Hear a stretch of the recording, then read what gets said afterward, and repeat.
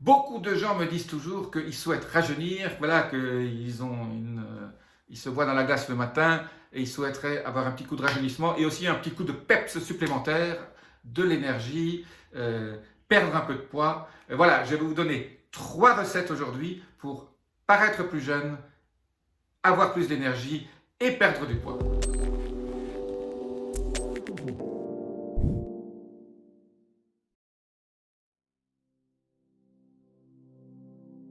Je suis Jean-Marie Bouterlin, je suis expert en rajeunissement et longévité et j'aide ma communauté à ajouter de la vie à leurs années et des années à leur vie. Alors, c'est très très simple. Pour avoir plus d'énergie, il faut s'occuper de votre microbiote. Le microbiome ou microbiote, les deux se disent. Donc c'est quoi le microbiote? Ce sont les bactéries à l'intérieur de votre intestin qui sont ces bonnes bactéries qui font en sorte que elles produisent les hormones, les neurotransmetteurs et tous les produits dont vous avez besoin. Vous savez qu'on dit souvent le microbiome qui fait presque 1 kilo. Et vous avez plus de bactéries dans votre microbiome que de cellules dans votre cœur. Donc c'est quand même très important. Et on appelle ça le deuxième cerveau. Ici, on fabrique des neurotransmetteurs, des hormones, la dopamine, la sérotonine, etc. Mais votre microbiome en fabrique aussi, et souvent plus que même votre cerveau. Donc avoir un microbiome en bonne santé est super, super important. Alors, je vous ai promis 3 conseils. Et ces 3 conseils vous font 3 choses en même temps. Vont vous faire perdre du poids, vont vous donner plus d'énergie et vont vous rajeunir. Parce que quand on a un microbiome en bonne santé, on rajeunit. Alors, c'est quoi ces 3 conseils? Alors, je commence par le conseil numéro 1. Il faut donner à manger à votre microbiome. Pourquoi?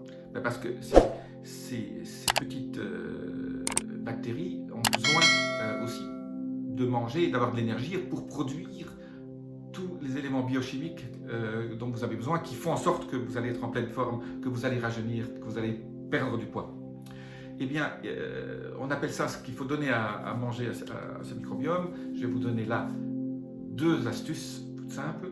Il faut leur donner ce qu'on appelle des féculents résistants. C'est-à-dire des féculents que votre corps ne va pas digérer de lui-même, mais des féculents résistants qui sont donc idéaux. Ces féculents sont idéaux pour la nourriture. C'est le caviar dont a besoin votre microbiome. Alors moi j'en connais 2 que j'aime beaucoup, mais il faut les préparer d'une certaine façon. Donc là je vais vous donner le petit secret. Et ça je l'ai lu dans le livre du docteur Steve Gundry, The Energy Paradox. Je vous encourage à le lire. Je vais en parler pas mal dans certaines de mes vidéos, de ses conseils. Steve est absolument génial. Il a écrit déjà 3 livres, Longévité Paradoxe, Plan Paradoxe et maintenant le 3e sur l'énergie paradoxe. Bon, moi je les connais qu'en anglais, peut-être que vous le trouverez sur Amazon en français bientôt traduit. Mais merci Steve pour toutes vos bonnes recherches que vous donnez à vos lecteurs. Donc Dr Gundry parle de 2 aliments qui sont absolument géniaux pour donner à manger à vos mitochondries. Et alors il faut les préparer d'une certaine façon. Un, c'est le riz, un riz basmati classique ou un riz complet, mais il y a un secret.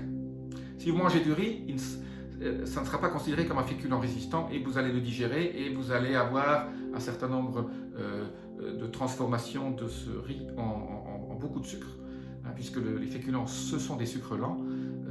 C'est vrai que ça vous donne de l'énergie, mais ça va plutôt vous faire prendre du poids si vous en mangez beaucoup que vous en faire perdre. Donc, quelque part, je dis toujours, il faut manger les aliments cuits d'une certaine façon pour optimiser ses vertus. Lui, Steve Gundry dit il faut faire un peu comme font les Chinois et les Asiatiques.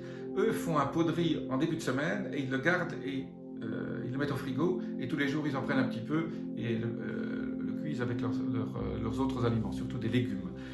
Voilà, il a découvert que quand le riz était cuit, réfrigéré pendant une nuit et réchauffé, il devient ce qu'on appelle un féculent résistant qui est l'idéal pour nourrir votre microbiome.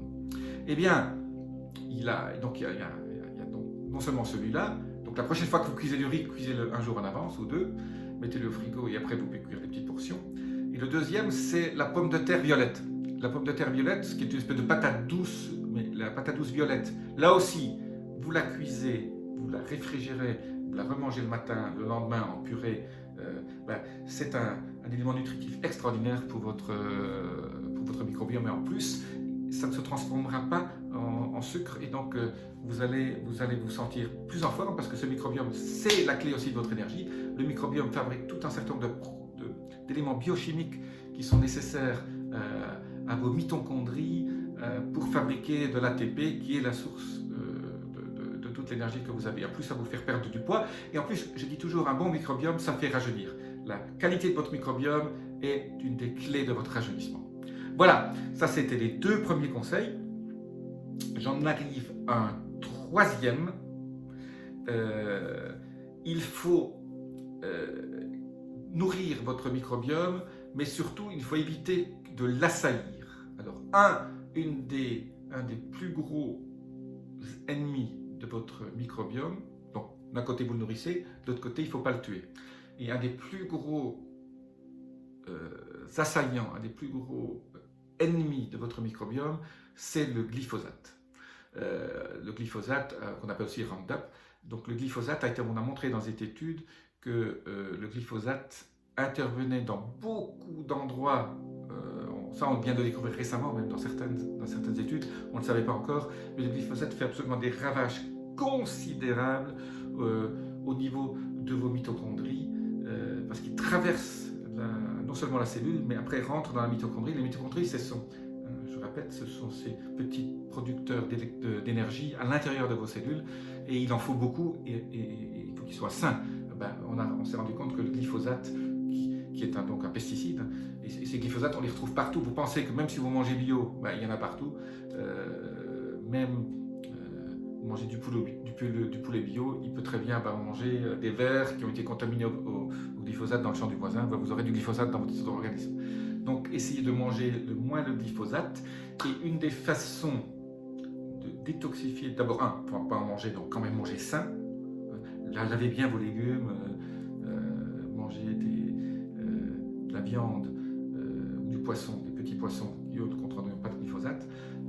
Et une des façons les plus saines pour détoxifier le glyphosate, c'est le sauna infrarouge. J'en parle dans d'autres vidéos. J'ai fait toute une série de vidéos sur les saunas infrarouges. Je vous en laisse quelques-unes là-haut.